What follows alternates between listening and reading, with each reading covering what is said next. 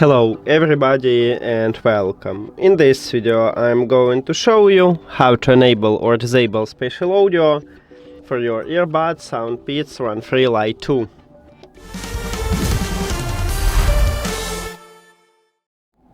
You have to start by open settings and then go to the Bluetooth or connected devices.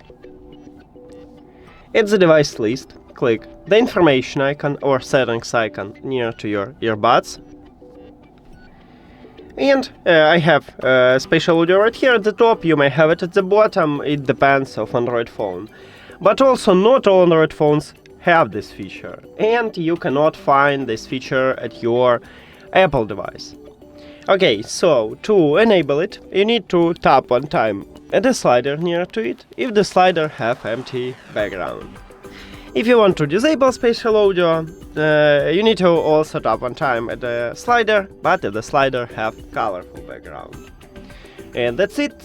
Thank you for watching this video. If you found it helpful, please consider subscribing to the channel and leave the like on the video. See you later.